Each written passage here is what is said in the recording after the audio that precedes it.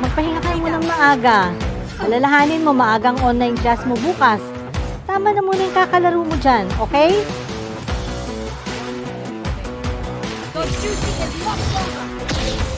Nice one, guys. Nice one. Drop. Attackers win. Tulog na ako, guys. May class pa bukas. Paano ba yan? May klase na bukas. See you, Tom.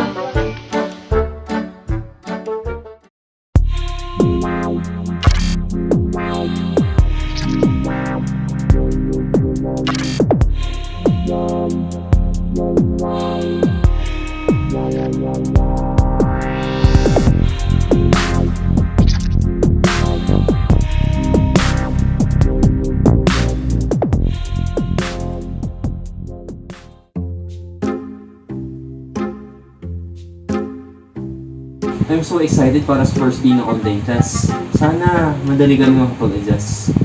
Sino kaya yung mga bagong students ko? Open ko na nga itong Zoom ko. Zoom software has all the essential things you need for your online classes. Zoom is a web conferencing software that is free to use and could also be upgraded to become a pro version. It is compatible with macOS, Windows, and Android. If you are subscribed to one of their plans, it could allow up to 1,000 people inside the video conference. It has been a go-to software, both professionals and school institutions. Good morning, class. Once I call your name, kindly say present. Lacson. Peralta. Present. Robles. Present. In creating meetings through Zoom, the host of the meeting could allow the participants to enter inside the room when he is already active or not. Psst! Huy! Oo, ikaw nga. From now on, you will be a student in this class.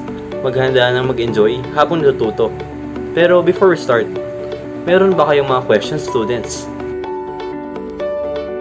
Sir, ba't nasa school kayo? Eh, di ba MSC kayo ngayon? Iho? Sa bahay lang ako.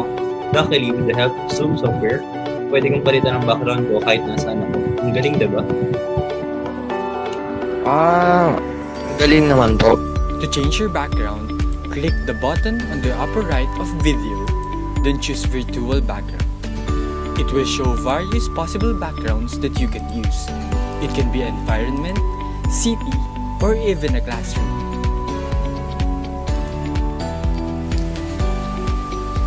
Guys, so ang gagawin nyo ngayon, open nyo po muna yung Microsoft Word nyo sa desktop nyo. Then, if you have questions, save it for later after ng ating discussion. In using Zoom software, there is a selective mute option for the host only.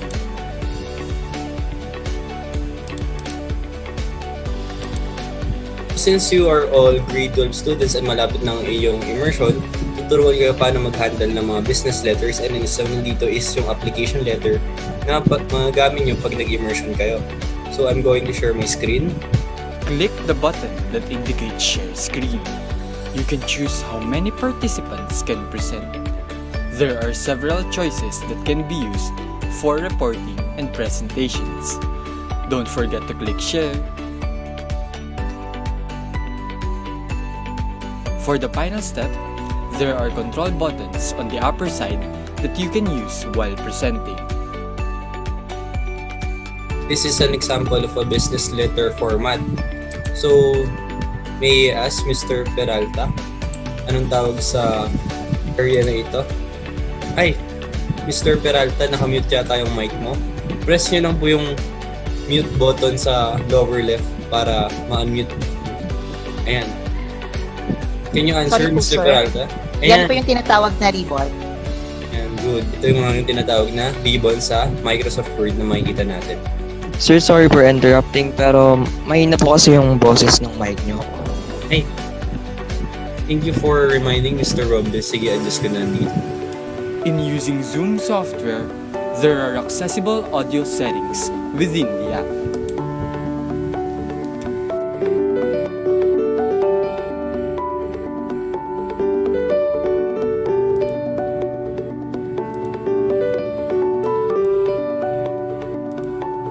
testing and selecting preferred microphones and speakers are not possible with other applications. Ayan. So, going back to our topic, ang topic natin is application letters. Para saan nga ba ang application letters? Ang application letters ay ang first contact nyo sa gusto nyong company. And this will be presented great kasi nga, di ba, tulad ng mga advertisement sa TV na nababala natin, yung mga commercials, dapat mabenta yung pinapakita yun sa papeles nyo para makuha agad kayo sa company na ginugusto nyo. Paano ba mag-align left dito?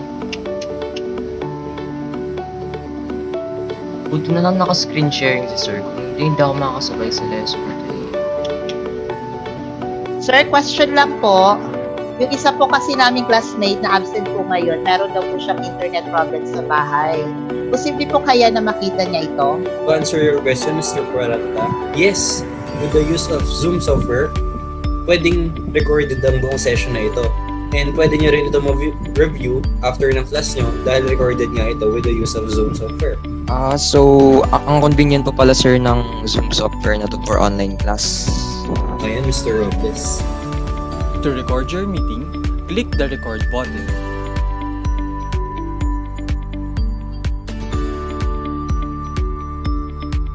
Then, you can see a recording banner on the upper left side of the monitor.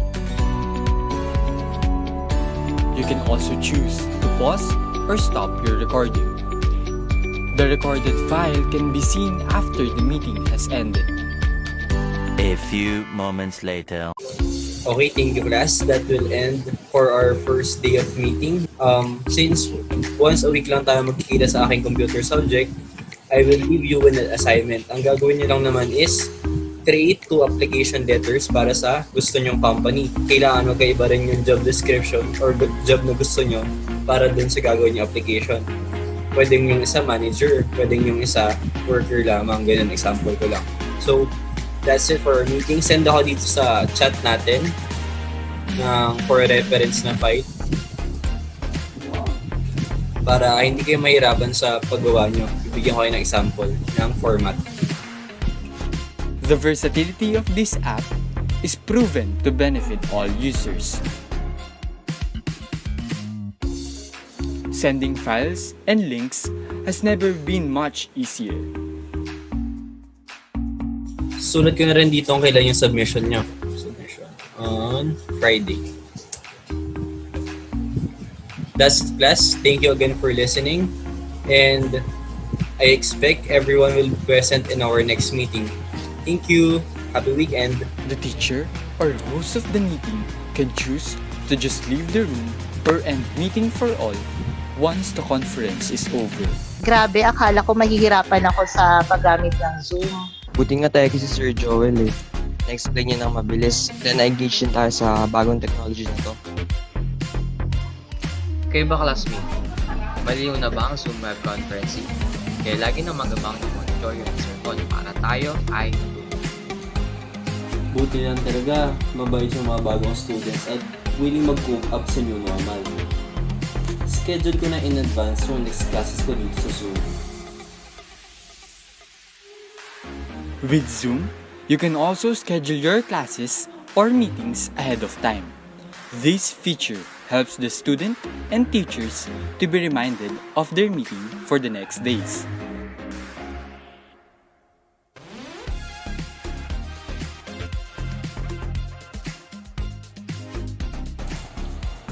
Malaking help to para sa aming mga teachers para mas organized at may objectives kami sa aming lessons.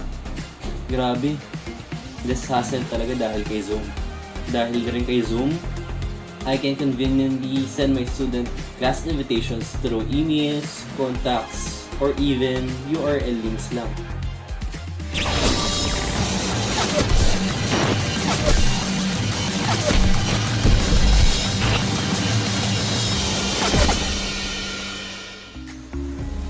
The world will continue to change and improve. Ang role natin as humans ay adapt to the change that is happening. It may be hard at first, pero kapag may enough experience na tayo, kakayanin natin ito. Once again, this is Sarmon, your IT companion. Join me again next time sa susunod nating technology adventures. Bye!